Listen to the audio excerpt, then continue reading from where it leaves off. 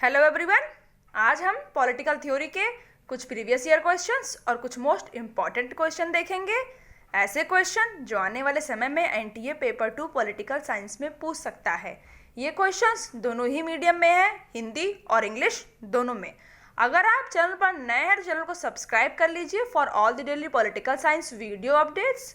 और अगर आपको चैनल के टेलीग्राम ग्रुप से जुड़ना है तो लिंक डिस्क्रिप्शन में दी हुई है, वहां जाकर आप चैनल से जुड़ सकते हैं। सारे क्वेश्चंस आप अटेम्प्ट करिएगा और आप जो भी स्कोर गेट करते हैं कमेंट में ज़रूर मेंशन करिएगा। ये मेरे बारे में कुछ इन्फॉर्मेशन है। हम चलते हैं क्वेश्चंस की तरफ। देखिए, फर्स्ट क्वेश्चन है, who denied that if a person stays in some system then his problem will end. किसने इस बात का खंडन किया कि यदि व्यक्ति किसी व्यवस्था में रहेगा तो उसकी समस्याएं समाप्त हो जाएंगी? ए ट्रॉट्स्की, बी माइकल फुकोल्ट, सी हॉब्स, डी लॉक। अब आप बताइए इसका आंसर क्या होगा। वीडियो को पॉज किया करिए और अपने आंसर्स आप लिखा करिए, जिससे कि आप लास्ट में देख सकें कि आपने कितने क्वेश्चंस के आंसर करेक्ट किए हैं। अब फर्स्ट क्वेश्चन का आप आंसर बताइए कि कौन सा ऑप्शन सही होगा। देखिए, इसका करेक्ट आंसर है ऑप्शन बी। माइकल फुकोल्ट ने ये कहा है कि यदि कोई व्यक्ति किसी व्यवस्था में रहेगा तो जरूरी नहीं है कि समस्याएं समाप्त हो जाएं। यहाँ पर आप सिस्टम का एक मीनिंग ले सकते हैं कि कोई रोक टोक वाला सिस्टम हो या कोई बैरियर हो, उसको बनाने के बाद हमें लग रहा है कि नहीं अब आगे ये नहीं होगा, पर फिर भी माइकल फुकोल्ट ने कहा कि ऐसा करने पर भी जरूरी नहीं है कि वो चीज़ वहीं पर ख़त्म हो जाए, वो कंटिन्यू रह सकती है। एग्जाम्पल के लिए इन्होंने दिया था कि अगर जैसे हम किसी को सुधारने के लिए जेल बनाते हैं, तो जेल बनाते हैं तो वहाँ पर लोगों को रखा जाता है, तो हमें ये लगता है कि इससे क्या होगा कि अपराध कम होगा, लोग कम क्राइम्स करेंगे, जबकि ऐसा हुआ नहीं। जितनी कम जेलें हैं उससे ज़्यादा तो क्राइम्स होते हैं और क्राइम बढ़ गए जेल बनने के बाद भी। और एक और एग्जांपल इन्होंने दिया था कि जैसे कैपिटलिस्ट ने क्या नहीं किया वर्कर्स को रोकने के लिए, उन्होंने तो वर्कर को पूरा एक्सप्लॉइट किया, उनके साथ बहुत ज़्यादा उनका काम लिया, फिर भी वो फेल हो गए और वर्कर्स ने उनके खिलाफ क्रांति की। इसीलिए इन्होंने कहा था कि कोई भी व्यवस्था समस्या को समाप्त नहीं कर सकती। देखते हैं नेक्स्ट क्वेश्चन क्या है। सेकेंड क्वेश्चन है, Will Kymlicka's work liberalism community and culture was published in which year? Will Kymlicka की रचना लिबरलिज्म कम्युनिटी एंड कल्चर किस वर्ष प्रकाशित हुई? ए 1987, बी 1986, सी 1980 या डी 1989? अब आप बताइए। विल किमलिका जी की ये बुक है, आपको इसका पब्लिशिंग ईयर बताना है। 4 ऑप्शंस मेंशन है। विल किमलिका कैनेडियन पॉलिटिकल फिलोसोफर हैं और आपने इनके बारे में पढ़ा होगा मल्टीकल्चरलिज्म के चैप्टर में, वो आपके सिलेबस में न्यूली एडेड टॉपिक है।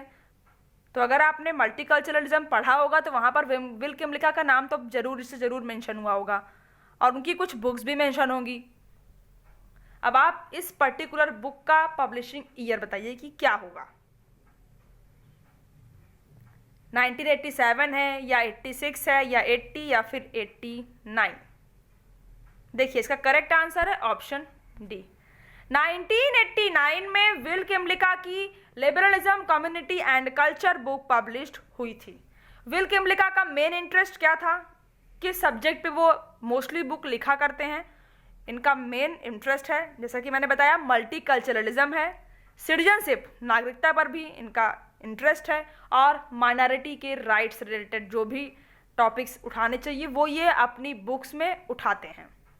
देखते हैं नेक्स्ट क्वेश्चन क्या है।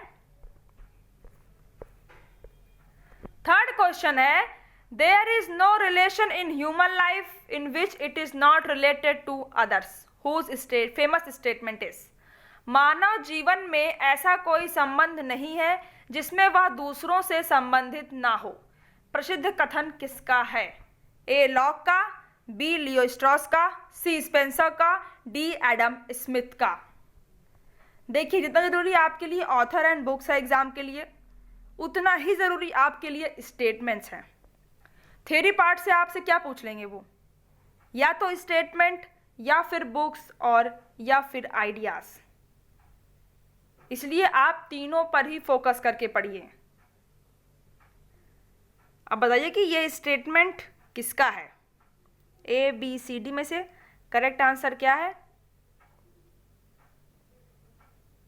देखिए, इसका करेक्ट आंसर है ऑप्शन बी। लियो स्ट्रॉस ने ये स्टेटमेंट दिया था लिबर्टी पर। जब लिबर्टी की बात हम करते हैं तो उसमें हम पढ़ेंगे कि लियो स्ट्रॉस ने लिबर्टी के बारे में क्या कहा है कि मानव जीवन में ऐसा कोई संबंध नहीं है जिसमें वह दूसरों से संबंधित ना हो। एक तरह से अगर आप बहुत ब्रॉड में देखेंगे इस स्टेटमेंट का मतलब तो ये है कि लियो स्ट्रॉस ने लिबर्टी को रिस्ट्रिक्ट करने की बात की है, स्वतंत्रता पर प्रतिबंध को सपोर्ट किया है। और लियो स्ट्रॉस के बारे में एक और बात है कि इन्होंने नेचुरल जो राइट्स हैं उनको नहीं माना है, प्राकृतिक अधिकार को, क्योंकि ये वैसे भी बहुत ज़्यादा नेचुरल राइट्स हो या नेचुरल लिबर्टी हो उसके ये पक्षधर नहीं थे। लियो स्ट्रॉस जर्मनी के हैं और अमेरिका में इन्होंने अपना मोस्टली वर्क कंप्लीट किया है और ये पॉलिटिकल फिलोसोफर हैं। देखते हैं नेक्स्ट क्वेश्चन क्या है। क्वेश्चन नंबर 4 है, according to which rights, opportunities and responsible government are necessary for liberty. किसके अनुसार अधिकार, अवसर व उत्तरदायी सरकार स्वतंत्रता के लिए आवश्यक है? ए मैकफर्सन, बी लास्की, सी बर्लिन, डी बार्कर। बताइए अब ये किसका स्टेटमेंट है कि अधिकार, अवसर और उत्तरदायी सरकार, ये तीनों ही चीजें लिबर्टी के लिए बहुत इंपॉर्टेंट हैं। 4 थिंकर्स के नाम आपको मेंशन है। अब आप बताइए कि इसका करेक्ट आंसर क्या है। ये स्टेटमेंट भी लिबर्टी से ही रिलेटेड है। देखिए, इसका करेक्ट आंसर है ऑप्शन बी, हैरोल्ड लास्की। ये लिबर्टी को बहुत ज़्यादा इम्पोर्टेंस देते थे। इनका मानना था कि एक लिबर्टी ही वे है जिससे कि एक ह्यूमन का बेस्ट डेवलपमेंट हो सकता है, एक मानव का विकास सबसे ज़्यादा लिबर्टी के थ्रू ही हो सकता है। और एक बात इन्होंने उसमें ऐड की थी कि बिना राइट्स के लिबर्टी नहीं होनी चाहिए। लास्की की एक बुक है, बहुत इंपॉर्टेंट है, अ ग्रामर ऑफ पॉलिटिक्स, जो कि 1925 में पब्लिश हुई थी। आपको इसका आंसर मिल गया। देखते हैं नेक्स्ट क्वेश्चन क्या है। देखिए, क्वेश्चन नंबर 5 है, in which country were the movements called Levellers and Diggers started. Leveller और डिगर नामक आंदोलन किस देश में चल रहे थे? A France, B Russia, C England, D Germany. अब आप बताइए कि इस क्वेश्चन का आंसर क्या होगा। ये 2 मूवमेंट्स हैं, 4 कंट्रीज हैं। अब आप बताइए कि ये मूवमेंट किस कंट्री में चल रहे थे। अभी आपसे ये नहीं पूछ रहा है कि ये आंदोलन किससे रिलेटेड थे, बहुत जनरल सा क्वेश्चन आपसे पूछ रहा है कि ये आंदोलन कहाँ चल रहे थे, किस देश में। अब आप इसका आंसर करिए। देखिए, इसका करेक्ट आंसर है ऑप्शन सी, इंग्लैंड। दरअसल ये आंदोलन आपके लिए ऐसा नहीं है कि ये कोई फ्रीडम रिलेटेड आंदोलन किसी देश में चल रहा था। ये आंदोलन इसलिए आपके लिए रिलेटेड है क्योंकि जब हॉब्स अपनी राइटिंग पूरी कर रहे थे उस समय ये दोनों ही आंदोलन इंग्लैंड में चल रहे थे। ये क्यों चल रहे थे, किससे रिलेटेड थे ये मूवमेंट्स? ये इक्वालिटी रिलेटेड मूवमेंट थे, समानता को लेकर के ये आंदोलन चलाया गया था इंग्लैंड में। लेवलर्स में क्या था? लेवलर्स में पॉलिटिकल इक्वालिटी की मांग थी, राजनीतिक समानता की मांग थी, और डिगर्स में डिगर्स में इकोनॉमिक इक्वालिटी की मांग थी, आर्थिक समानता की मांग थी, और इन्हीं दोनों मांगों के लिए ये आंदोलन इंग्लैंड में किया गया था। देखते हैं नेक्स्ट क्वेश्चन क्या है। क्वेश्चन नंबर 6 है, who is in favour of equality of opportunity? अवसर की समानता के पक्षधर कौन नहीं है? ए डार्किन, बी रूसो, सी जॉन रॉल्स, डी हॉब्स। अब आप बताइए इसका क्या आंसर होगा। यहां पर आप नहीं को क्रॉस कर दीजिए, नहीं यहां पर नहीं होगा। सिंपली क्वेश्चन है, अवसर की समानता के पक्षधर कौन हैं? ए बी सी डी में से करेक्ट आंसर क्या होगा? देखिए, डार्किन या रूसो या जॉन रॉल्स या हॉब्स, इस पर मैंने पहले क्वेश्चन कराया हुआ है। देखिए, इसका करेक्ट आंसर है ऑप्शन सी।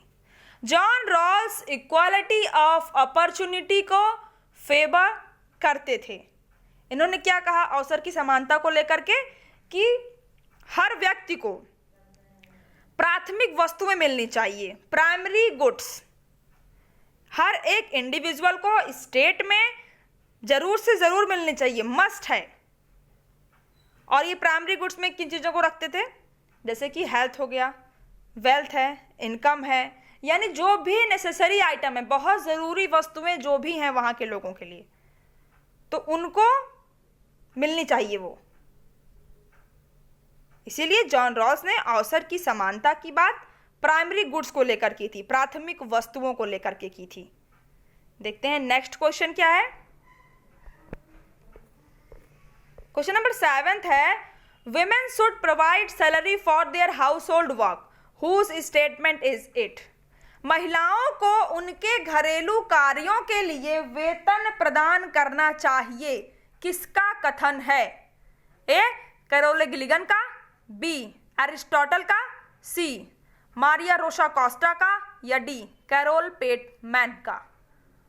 अब आप बताइए कि ये स्टेटमेंट किसका है कि महिलाओं को घरेलू कार्यों के लिए वेतन मिलना चाहिए। ए बी सी डी में से करेक्ट आंसर क्या होगा? इसका आंसर क्या होगा? देखिए, इसका बिल्कुल करेक्ट आंसर है ऑप्शन सी, मारिया रोसा कोस्टा। ये इटली की थी और ये इटालियन फेमिनिस्ट इनको कहा जाता है। इन्होंने ही ये स्टेटमेंट दी है कि जो महिलाएं घरेलू कार्य करती हैं उनको भी वेतन मिलना चाहिए। और जो ये अपनी बुक्स लिखा करती थी, उस बुक में भी इन्होंने मोस्टली इस टॉपिक पर ही लिखा है, फीमेल की इक्वालिटी को ले करके ही इन्होंने अपनी सारी बुक लिखी है। देखते हैं नेक्स्ट क्वेश्चन क्या है। देखिए, क्वेश्चन नंबर 8। देखिए, इसके पहले आप क्वेश्चन नंबर 6 में जो इक्वल अपॉर्चुनिटी की बात थी, जॉन रॉल्स उसका करेक्ट आंसर है। पर अगर आप डार्किन, जो कि ऑप्शन ए है, आप उसको भी सही कर सकते हैं, पर क्योंकि डार्किन ने इक्वल अपॉर्चुनिटी को सपोर्ट तो किया, पर साथ ही में उन्होंने एक बात कही थी कि जो विकलांग लोग हैं, जो फिजिकली बहुत ज़्यादा एक तरह से आप हैंडीकैप्ड, उनको पेंशन योजना उनके लिए शुरू करनी चाहिए। तो वहाँ पर दोनों ही ऑप्शन आपके सही होंगे, आप डार्किन या जॉन रॉल्स जो भी लगाते हैं। पर अगर आपसे एग्जाम में मेनली पूछा जाए कि सबसे प्रमुख किसने इक्वल अपॉर्चुनिटी को सपोर्ट किया था, तो वहाँ पर जॉन रॉल्स जी का नाम आएगा। अब आप इस क्वेश्चन का आंसर बताइए कि क्या होगा। ऑथर है और बुक्स हैं, मॉरिस डुवर्जर हैं, रॉबर्ट ए डेहल, चार्ल्स लिंडब्लूम और आलमंड एंड वर्बा। और ये चारों बुक हैं और ये चारों ही इंपॉर्टेंट बुक हैं, एग्जाम में आ सकती हैं। The idea of politics, modern political analysis, the intelligence of democracy, the civic culture. A B C D आप मैच कराइए और बताइए कि फर्स्ट, सेकेंड, थर्ड, फोर्थ में से करेक्ट आंसर क्या होगा। मॉरिस डोजर की कौन सी बुक है, रॉबर्ट डेहल की कौन सी बुक है, चार्ल्स लिंडब्लूम की कौन सी है, आलमंड एंड वर्बा दोनों ने मिलकर के बुक लिखी है। गैब्रियल आलमंड और सिडनी वर्बा, इन दोनों ने ही मिलकर के बुक लिखी है। आपको बताना है कि वो बुक कौन सी है। जो भी बुक आपको आती है सबसे पहले आप उसको मैच कराया करिए, उसके बाद नेक्स्ट पे जाया करिए और देखा करिए कि क्या आंसर में ये ऑप्शन अवेलेबल है, तब आप मैच द फॉलोइंग बिल्कुल करेक्ट कर सकते हैं। देखिए सबसे पहले हम देखते हैं ए, मॉरिस जोर्जर, इनकी कौन सी बुक है? इनकी बुक है द आइडिया ऑफ पॉलिटिक्स। फिर है रॉबर्ट ए डहल, इनकी कौन सी बुक है? ये सबको पता होगा, मॉडर्न पॉलिटिकल एनालिसिस। बहुत बार ये बुक एग्जाम में पूछी जा चुकी है और पूछी जा भी सकती है, तो ये रॉबर्ट डहल की बुक हो गई। सी है चार्ल्स लिंडब्लूम, इनकी कौन सी बुक है? The intelligence of democracy. और लास्ट में almond and Verba, Gabriel almond और सिडनी वर्बा की बुक है द सिविक कल्चर। इसका करेक्ट आंसर क्या हो जाएगा? ए का फर्स्ट, बी का सेकंड, सी का थर्ड, डी का फोर्थ, यानी कि फोर्थ ऑप्शन बिल्कुल करेक्ट आंसर हो जाएगा। आइडिया ऑफ पॉलिटिक्स मॉरिस जोर्जर की कब पब्लिश हुई थी? 1966 में। और पूरा नाम इस बुक का क्या है? मैं आपसे हमेशा कहती हूँ कि अब आप सिर्फ बुक का शॉर्ट नेम ही नहीं, फुल नेम भी पढ़िए। लगातार एग्जाम में बुक्स का फुल नेम भी पूछा जा रहा है। जून में पूछा गया, दिसंबर में भी पूछा गया, और अब आने वाले समय में पूछा जा भी सकता है। इसलिए बुक को शॉर्ट नहीं, बुक का फुल नेम भी पढ़ने की कोशिश करिए। अब द आइडिया ऑफ पॉलिटिक्स यहाँ पर मेंशन है, इसका पूरा नाम था the idea of politics, the uses of power in society. 1966 में ये बुक पब्लिश हुई थी। फिर रॉबर्ट डहल की है मॉडर्न पॉलिटिकल एनालिसिस, 1963 में पब्लिश हुई थी। चार्ल्स लिंडब्लूम, इनकी बुक है द इंटेलिजेंस ऑफ डेमोक्रेसी, 1965 में पब्लिश हुई थी। और फिर गैब्रियल आलमंड और सिडनी वर्बा की इम्पॉर्टेंट बुक है द सिविक कल्चर, 1963 में ये बुक पब्लिश हुई थी। देखते हैं नेक्स्ट क्वेश्चन क्या है। क्वेश्चन नंबर 9 है, according to whom merit of virtue is the criteria. किसके अनुसार सद्गुण की योग्यता का मापदंड है? सद्गुण ही योग्यता का मापदंड है, यहां पर सद्गुण ही योग्यता का मानदंड होगा। बताइए कि ये किसने कहा है? कार्ल पॉपर ने, जॉन ऑस्टिन ने, एरिस्टोटल ने या मैकफर्सन ने? किसने मेरिट ऑफ वर्च्यू की बात की है कि यही क्राइटेरिया होना चाहिए? ए, बी, सी, डी में से करेक्ट आंसर क्या होगा? देखिए इसका करेक्ट आंसर है ऑप्शन सी। अरस्तु ने कहा कि सद्गुण ही योग्यता का मानदंड होना चाहिए। जैसे कि अगर सोसाइटी में किसी को कोई बहुत बड़ा पद देना है या सेवा देनी है, तो हमें सबसे पहले ये देखना चाहिए कि उसका समाज में रोल क्या है, और उसके आधार पे ही हमें, अगर उसने कुछ योगदान किया है तब हमें उसे पोस्ट और सर्विस देनी चाहिए, और अगर नहीं किया है तो हम उसे सेवा या पद ना दें। ये बात अरस्तु जी ने कही है। देखते हैं नेक्स्ट क्वेश्चन क्या है। क्वेश्चन नंबर 10 है, whose statement is there not a word like social justice. सामाजिक न्याय जैसा कोई शब्द नहीं है। आपको बताना है कि ये स्टेटमेंट किसका है। There is not a word like social justice. सामाजिक न्याय जैसा कोई शब्द नहीं है, ये स्टेटमेंट किसका है? Machiavelli, FA. हेक, नॉजिक या मार्क्स? इस पर भी मैंने पहले क्वेश्चंस कराया है, तो अगर आपने वो क्वेश्चन सॉल्व कर लिया होगा तब आप इस क्वेश्चन को भी आसानी से सॉल्व कर सकते हैं। ए, बी, सी, डी में से करेक्ट आंसर क्या होगा? मैकियावेली या फिर हेक या नॉजिक या फिर कार्ल मार्क्स? किसने कहा था कि सामाजिक न्याय जैसा कोई शब्द ही नहीं है? देखिए इसका करेक्ट आंसर है ऑप्शन बी। एफ.ए. हेक ने कहा कि सामाजिक न्याय जैसा कोई वर्ड ही नहीं होता, ये सिर्फ दिखावा है। असल में कभी ऐसा होता नहीं है कि किसी समाज में एक न्याय हो। इन्होंने तुलना इसकी की थी कंपैरिजन के लिए, जैसे कि हम रेगिस्तान में दूर से हमें पानी दिखता है पर पास जाने में वहाँ पर कुछ नहीं रहता, सिर्फ रेत रहती है। बिल्कुल वैसा ही है सामाजिक न्याय एफ.ए. हेक के अकॉर्डिंग, कि ये कभी भी नहीं हो सकती, किसी भी राज्य में ये व्यवस्था मुमकिन नहीं है एफ.ए. हेक के अकॉर्डिंग। और ये वेलफेयर स्टेट के भी समर्थक नहीं थे। जो कल्याणकारी राज्य है वो भी इनकी नज़र में गलत था। ये कहते थे कि समाज जो ये कल्याणकारी राज्य है ये स्लेवरी बढ़ाता है, ये दासता बढ़ाता है लोगों में और दास बनाकर अपना रखता है। इस तरह एफेहेक वेलफेयर स्टेट के भी खिलाफ में स्टेटमेंट इन्होंने दिया था और सोशल जस्टिस पर भी कि सामाजिक न्याय जैसा कोई शब्द नहीं होता। देखते हैं नेक्स्ट क्वेश्चन क्या है। क्वेश्चन नंबर 11 है, according to whom specialisation in the field is possible but the inequality of one area should not affect the other. किसके अनुसार क्षेत्र में विषमता संभव है परंतु किसी एक क्षेत्र की विषमता का प्रभाव दूसरे क्षेत्र पर नहीं होना चाहिए। ए अमर्त्य सेन, बी सोनाली थोपा, सी वाल्जा, डी फ्रीडमैन। अब आप बताइए कि ये स्टेटमेंट किसका है। ए बी सी डी में से करेक्ट आंसर क्या होगा?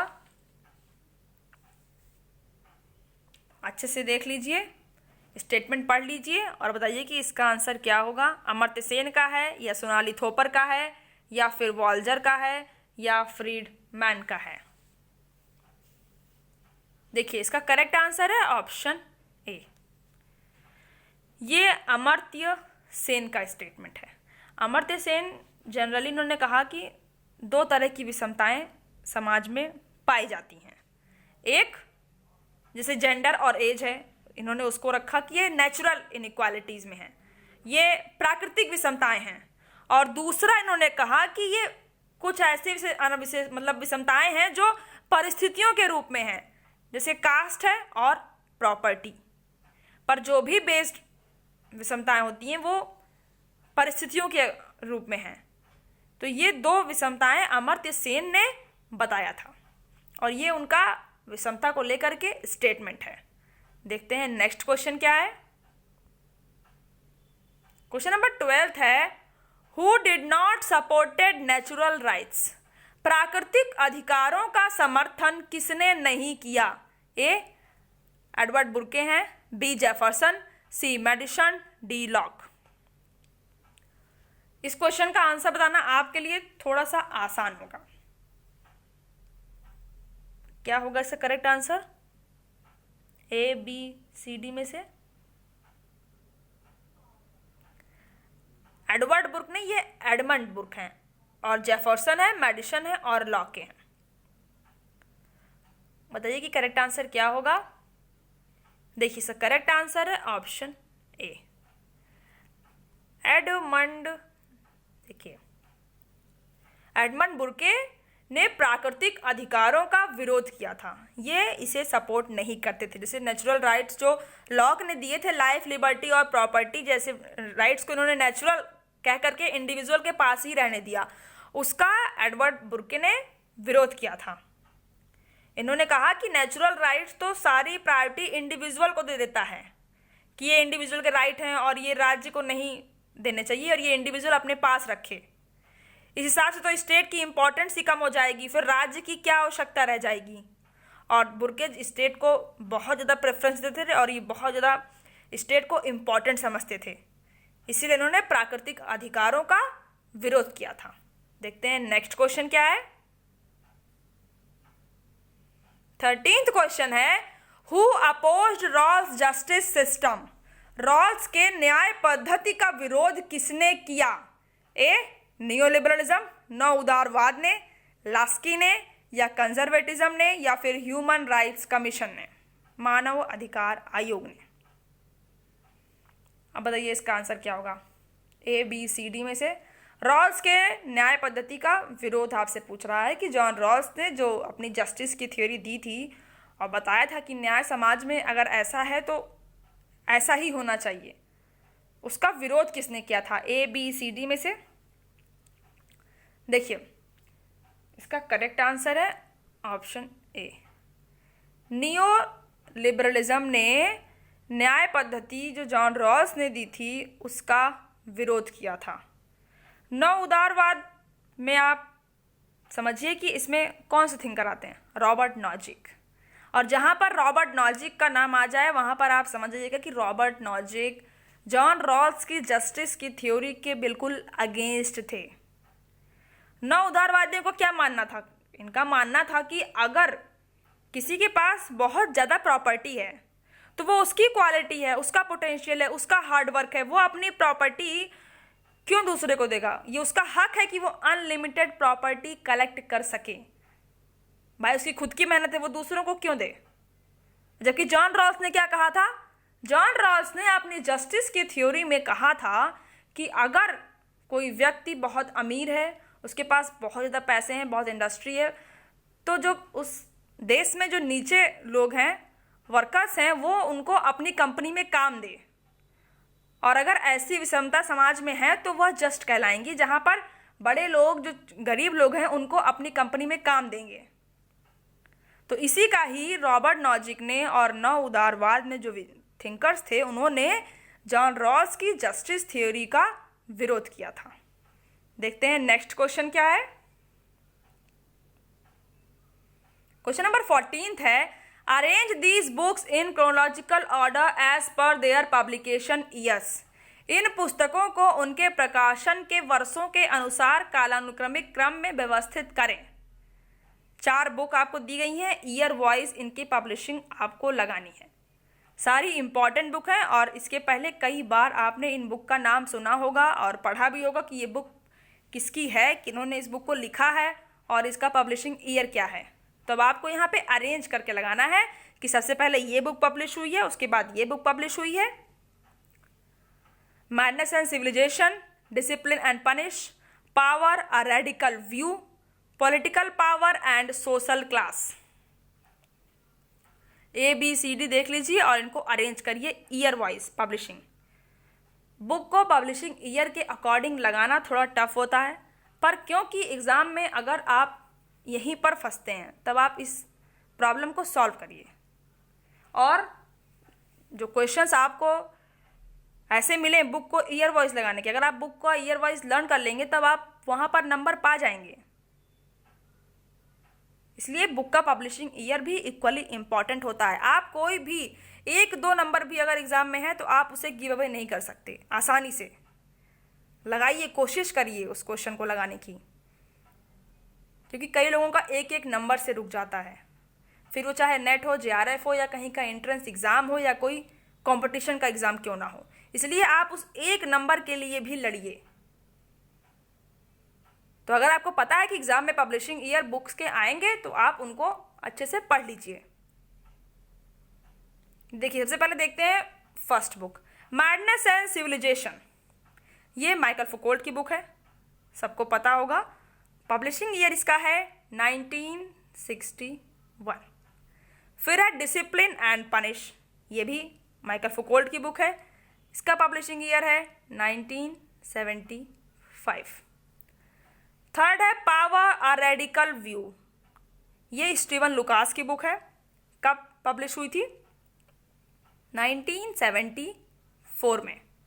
और लास्ट है political power and social class, ये कब पब्लिश हुई है? 1968 में। ये बुक किसकी है? निकोलस की बुक है ये। ठीक है, अब आपको ईयर वाइज इन्हें लगाना है। तो सबसे पहले कौन सी बुक आएगी? मैडनेस एंड सिविलाइजेशन 1961, यानी कि फर्स्ट ऑप्शन सबसे पहले आएगा। फिर है डिसिप्लिन एंड पनिश 1975 है, तो इसके भी पहले आई थी political power and social class 1968 में, फर्स्ट है। फिर फोर्थ आएगा, उसके बाद पावर अ रेडिकल व्यू 1974 में, स्टीवन लुकास की बुक है। और लास्ट है discipline and punish 1975, Michael Foucault की, यानी कि ए ऑप्शन इसका बिल्कुल करेक्ट आंसर हो जाएगा। जिन्होंने भी ए ऑप्शन लगाया उनका आंसर बिल्कुल करेक्ट है। देखते हैं नेक्स्ट क्वेश्चन क्या है। 15th क्वेश्चन है, who did not consider the difference in power and legitimacy. शक्ति और वैधता में अंतर किसने नहीं माना? ए हॉब्स, बी लॉक, सी ट्रॉस्की, डी मॉन्टेस्क्यू। अब आप बताइए कि इसका आंसर क्या होगा। पावर और लेजिटिमेसी दोनों ही आपके सिलेबस में हैं, थियरी में इंक्लूडेड हैं।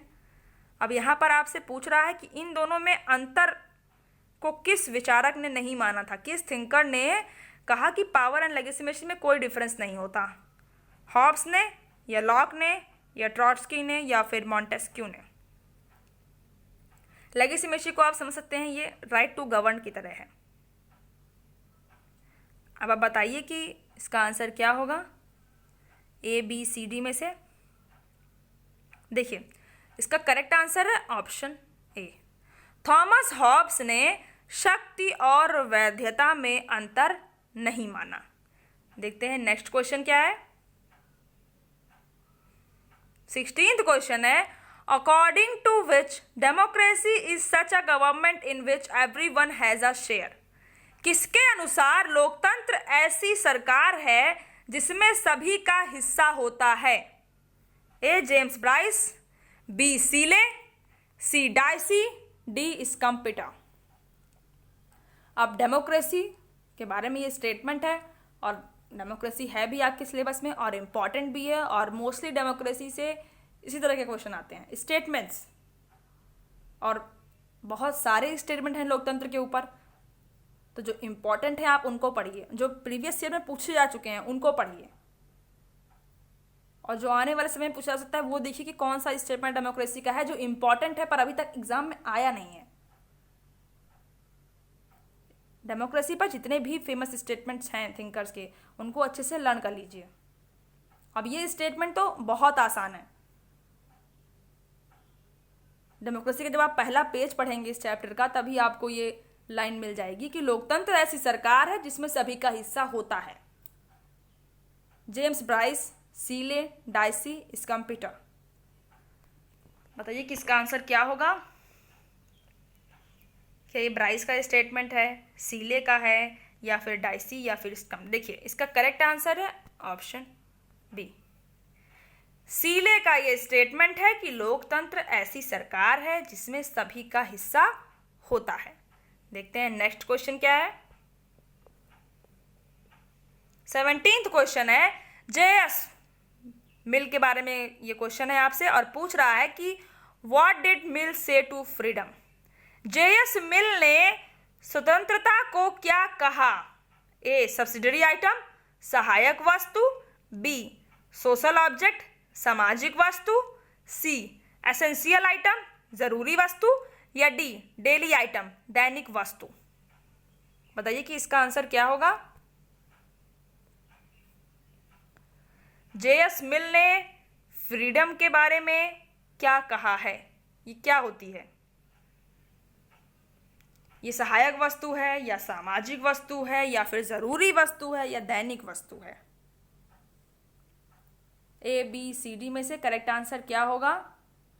जेएस मिल के थॉट सबने पढ़ा होगा, थ्योरी में भी ये बहुत आते हैं और वेस्टर्न थॉट पढ़ेंगे तो वहाँ तो कंप्लीट इनकी स्टडी आपको पढ़नी पड़ेगी। देखिए इसका करेक्ट आंसर है ऑप्शन बी। जेएस मिल ने स्वतंत्रता को सोशल ऑब्जेक्ट कहा, सामाजिक वस्तु। क्यों कहा। क्योंकि इन्होंने कहा कि राज्य का काम सिर्फ लॉ बनाना नहीं है कि वो सिर्फ कानून बनाए, बल्कि राज्य को लोगों के स्वास्थ्य, शिक्षा और जीवन की जो भी उनकी मूलभूत सुविधाएं उनको वो उपलब्ध करा सकता है वो भी करानी चाहिए। ये राज्य का काम है। सिर्फ इतना नहीं कि वो लॉ बना दे और लोग उस लॉ को फॉलो करें, बल्कि हेल्थ, एजुकेशन हो गया और उनकी जीवन की जो मूलभूत आवश्यकताएं हैं वह स्टेट उनको प्रोवाइड कराए। इसलिए जेएस मिल ने स्वतंत्रता को सामाजिक वस्तु कहकर बुलाया था। देखते हैं नेक्स्ट क्वेश्चन क्या है। 18th क्वेश्चन है, who among the following thinkers are associated with early socialism sometime termed as utopian socialism. निम्नलिखित विचारकों में से कौन प्रारंभिक समाजवाद के साथ जुड़ा हुआ है जिसे कभी कभी यूटोपियन समाजवाद कहा जाता है। First Robert Owen, second Saint Simon, third Charles Fourier, D Proudhon. बताइए कि इनमें से कौन से विचारक हैं जिन्हें यूटोपियन समाजवाद कहा जाता है। कल्पना लोकीय समाजवाद भी आप इसका मतलब समझ सकते हैं यूटोपियन सोशलिज्म का। 4 थिंकर्स के नाम दिए हुए हैं, ABCD आप सारे ऑप्शंस देख लीजिए और बताइए कि कौन से थिंकर हैं जिनका नाम इससे जुड़ा हुआ है यूटोपियन सोशलिज्म से। क्या रॉबर्ट ओवेन है, सेंट साइमन है, चार्ल्स फूरियर हैं या प्राउधन है। देखिए क्वेश्चंस आप सारे लगाया करिए, जिसको आता है बहुत अच्छी बात है, उसका एक अच्छा रिवीजन हो जाएगा। मैं हमेशा कहती हूँ उसका बहुत अच्छा रिवीजन हो जाएगा, और जिसको नहीं आता उसे भी पता चलेगा कि कहाँ पर उससे कमी हो रही है। ये टॉपिक तो उसने पढ़ा पर ये क्वेश्चन उसे क्यों नहीं आया, तो उसे अगर वो क्वेश्चन देखेगा तब उसको उसका आंसर पता चलेगा। और सिर्फ आंसर पता करने से नहीं, उसका एक्सप्लेनेशन भी ज़रूरी होता है। इसलिए आप क्वेश्चंस ज़रूर लगाया करिए। जब प्रैक्टिस करेंगे तभी आप परफेक्ट बनेंगे, इसलिए जितनी ज़्यादा प्रैक्टिस होगी उतनी ज़्यादा आपके अंदर परफेक्टनेस आएगी। अब बताइए कि इस क्वेश्चन का आंसर क्या होगा। A फर्स्ट सेकेंड थर्ड, या फिर B first second and third, या C चार्ल्स फूरियर और प्राउधन, या फिर सारे ही थिंकर यूटोपियन समाजवाद से जुड़े हुए हैं। देखिए इसका करेक्ट आंसर है option A, Robert Owen, Saint Simon, Charles Fourier. ये क्वेश्चन इंपॉर्टेंट है आपके लिए, और ये तीनों ही थिंकर्स प्रारंभिक समाजवाद के साथ जुड़े हुए हैं। इन्होंने क्या कहा था इस विषय पर? इन्होंने कहा था कि समाजवाद को हम तब पा सकते हैं जब कैपिटलिस्ट हैं, जो पूंजीवादी लोग हैं, वो सरेंडर कर दें मीन्स ऑफ प्रोडक्शन का। जो भी उत्पादन के साधन हैं उन्हें वो सरेंडर कर दें और पीसफुली, बिल्कुल शांतिपूर्वक वर्कर्स को। ये इन थिंकर्स का समाजवाद के लिए विचार था कि ये तभी आ सकता है जब कैपिटलिस्ट सरेंडर कर दें सारे मीन्स ऑफ प्रोडक्शन पीसफुली लोगों को। इसका करेक्ट आंसर ऑप्शन ए है, रॉबर्ट ओवेन, सेंट साइमन और चार्ल्स फूरियर। ये तीनों ही थिंकर इससे रिलेटेड हैं। देखिए आज क्वेश्चंस इतने ही थे। अगर आपको क्वेश्चन सीरीज अच्छी लग रही है तो लाइक करिएगा, अपना स्कोर कमेंट करके जरूर बताइएगा आपने कितना स्कोर किया, और इस वीडियो को अपने उन सारे फ्रेंड्स शेयर करिएगा जो UGC नेट पॉलिटिकल साइंस की तैयारी कर रहे हैं। और अगर आपने चैनल को सब्सक्राइब नहीं किया है तो सब्सक्राइब कर लीजिए for all the daily political science video updates, और बगल में बेल आइकन दिया हुआ है उसे आप प्रेस कर लीजिए, जिससे आपको लेटेस्ट वीडियो की नोटिफिकेशन ईजिली अवेलेबल हो जाएगी। Thank you.